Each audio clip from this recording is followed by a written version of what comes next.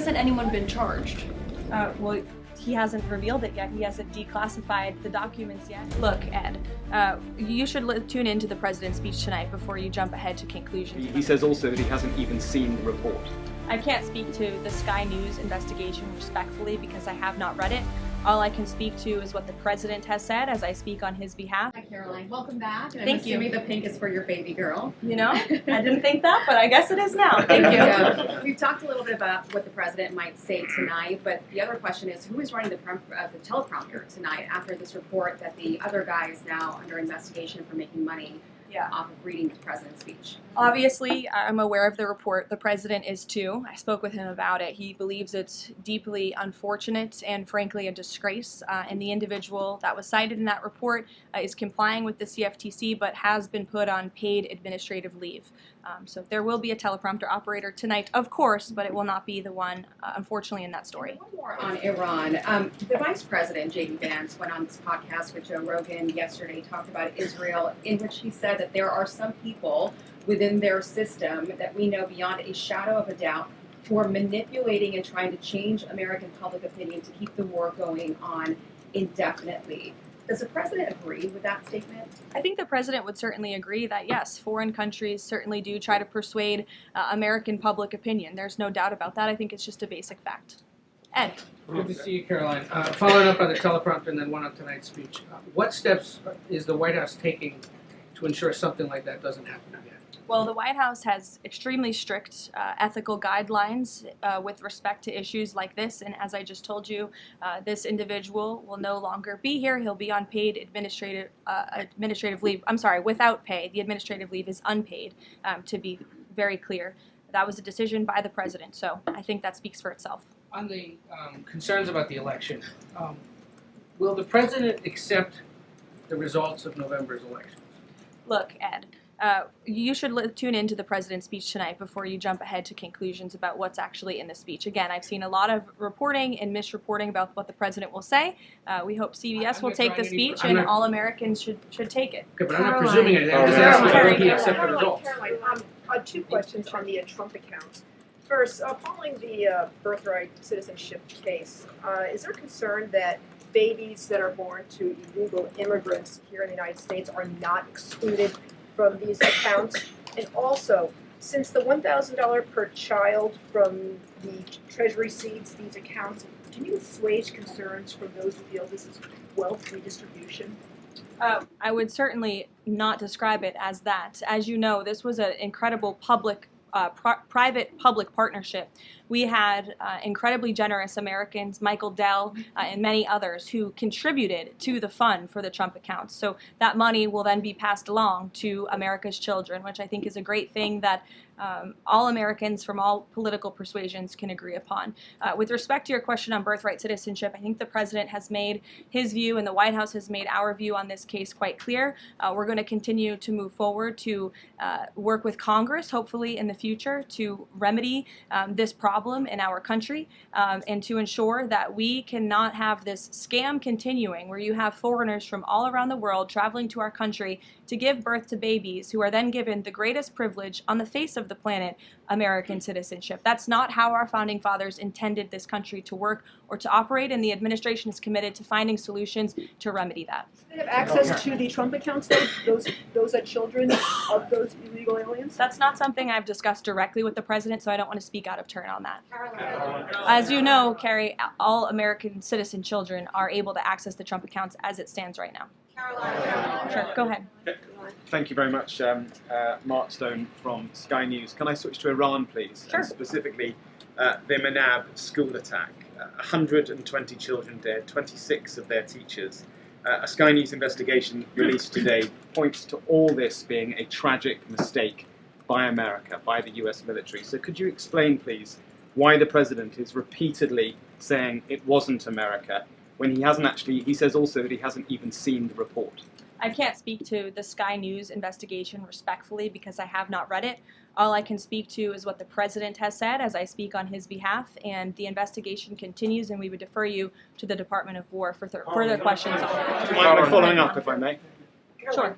I just want to My understand. answer is not going to change. I just want to understand why he consistently says it wasn't us, we didn't do this, when all the evidence and indeed the preliminary report. And we've spoken to a military insider who says this was human error. Well, that's the president's opinion, and at the very same time, he has said the Department of War is investigating the matter, and we would defer you to them for any questions with respect to the investigation, which obviously has not been released yet. I would defer you to them for further questions on it. But there's been, I think the president feels that way because he knows that our military always acts in good faith and absolutely never targets civilians or children, unlike the other side of this conflict, Iran, who is well known for killing women and children and innocent people in their country for a very long time. So you should focus on that in your reporting. Daniel. Thanks, Caroline. Welcome back.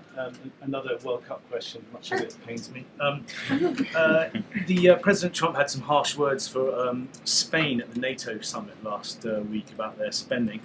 Does that mean he's going to be supporting Argentina Sunday? Danny, it is a really good question, and I'm disappointed in myself for not asking the president before I came out here, knowing you would probably ask. I haven't talked to him about it, but we'll get you an answer on that. You're welcome to ask him yourself at some point before the game. I'm sure you'll see him, and I'm sure he'll have a fun answer for you on it. Sure, in the middle. Go ahead. Sure, Jasmine, go ahead. Thank you, Caroline. Welcome back. Thanks.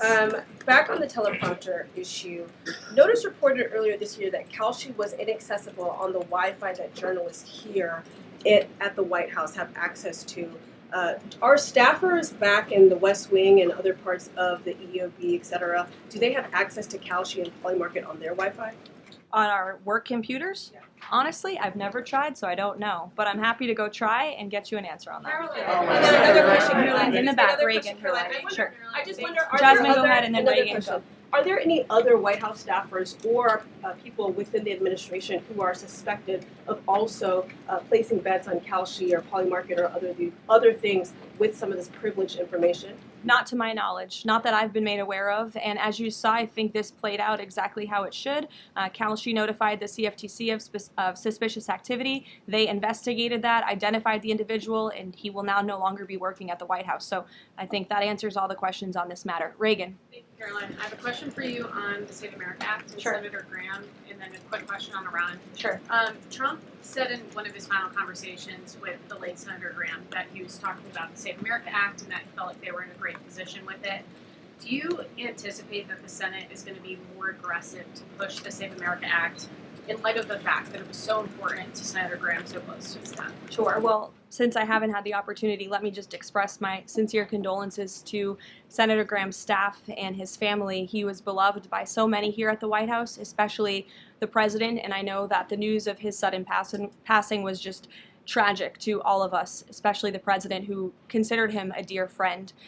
The Save America Act, as I said, Reagan, is of vital importance to this president, and he wants to see it move forward. I understand that Capitol Hill and Speaker Johnson are moving forward with attaching as many elements of the Save America Act as possible to the Budget Reconciliation 3.0. Here we go.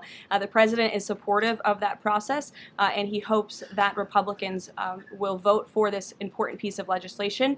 The Budget Reconciliation bill not only will address the Save America Act, but also ensure important aid for our farmers and our war fighters, which the president supports as well. Brian. Thank you, Caroline. Welcome back. Thank you. On the Kalshi situation, I have just a few questions on that. Sure. This individual has been accused of making trades around the president's speeches for months. I mean, this has been going on since at least earlier this year, maybe even before that. Did the White House counsel have any awareness that this was going on with this individual? And if not, No. so if no, then why not? Is there any sort of plan in place to try to figure this out, to see if anyone else is doing this, or to track future people from, see if they're making these types of bets in the White House? Any discussions around that? Look, there are very strict ethical guidelines here at the White House that explicitly state not to do this, and the White House counsel's office makes that clear to all of us who sign up to work in government on behalf of the president. So I think there has been a plan in place. This individual unfortunately violated the plan, and therefore he's paying the consequences for it. I don't know why there's further questions I on just want to it. follow on this, but then doesn't that leave open the possibility, even though there are the rules, I mean, there's no disputing there are strict rules on this, but if there are no mechanisms in place, and then I'm not saying that there should and should not be, but if there are none in place to try to track this happening inside the White House and inside the executive branch of the government, doesn't that leave it open a possibility for this to keep happening or happening again, and these result people making bets like this inside the administration? Again, there are very strict ethical requirements required by all staffers and officials here at the White House, and if they are violated, people will pay consequences for that, as you're seeing with this case. Libby. Karoline, welcome back. Thank you.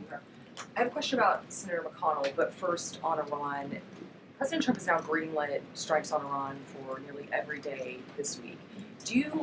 Does the White House describe negotiations more at a standstill or essentially completely over?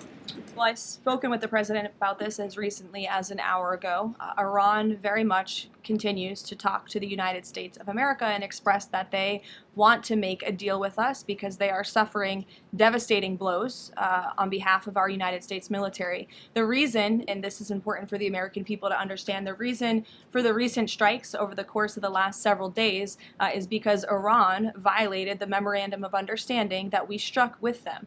Specifically, in the Memorandum of Understanding that they signed, they were not to fire on commercial vessels moving through the Strait of Hormuz. And unfortunately, they have made the tragic decision for them to do that. And President Trump is not going to sit by and allow these active acts of terrorism to take place in the Strait without ensuring Iran pays consequences for that, and that's what we are witnessing right now.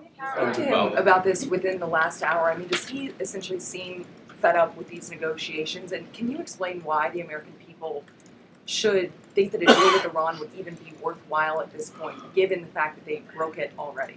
Well, look at how bad they are behaving. It just proves the president's initial point for launching Operation Epic Fury in the first place. Iran can never obtain a nuclear weapon. That's why he launched Operation Epic Fury. They have suffered devastating blows to their military and their economy as a result. The president is always open and willing to diplomacy. He is the peace through strength president after all. After Operation Epic Fury, the conclusion of it, we did move forward into a diplomatic phase, if you will, but unfortunately Iran has since violated that. They have expressed they still want to make a deal to the president.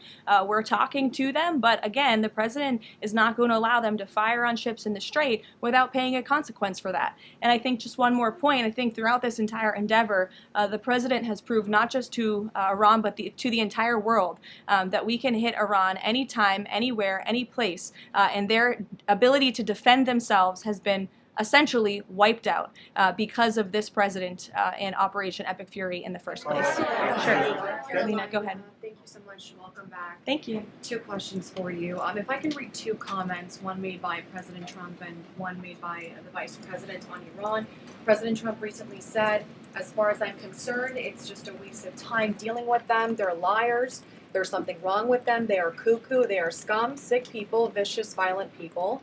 And then Vice President Vance went on Joe Rogan last night and he said, I'm very frustrated by the Americans and frankly by people in other countries who say you cannot negotiate with the Iranians. So your response to these contradictions, because I think you can understand how that's confusing for Americans with this mixed messaging. And then second question for you, at least 6 Americans are still detained in Iran. Mm-hmm. Will President Trump make this conditional, a point of condition in continuing these conversations with the country as well as political prisoners and also people that are still being executed in Iran to this day? Sure. To your second question, I'll never create a red line or a condition on behalf of the president without his blessing. I haven't heard him say that, but obviously ensuring the return of Americans wrongfully detained or held hostage all over this world remains a priority for him, and he has done so in a tremendous way over the course of the last year and a half. Americans from all over the world have returned home thanks to this president and the efforts of his national security team.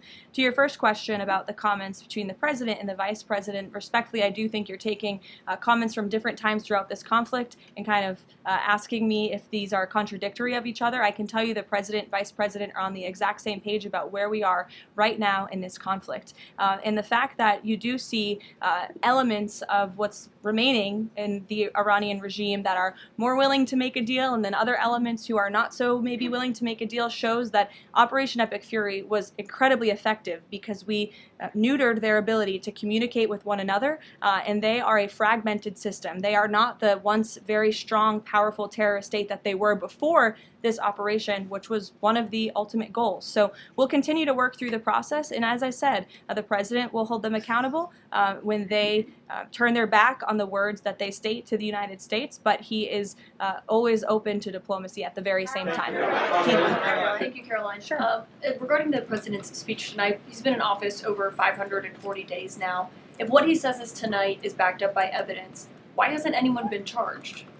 Well, he hasn't revealed it yet. He hasn't declassified the documents yet, and you will see what he says tonight, and then we'll move forward appropriately from there. Tonight from the Justice Department? I don't speak on behalf of the Justice Department, Caitlin, you know that. Rachel, By evidence, will there be charges?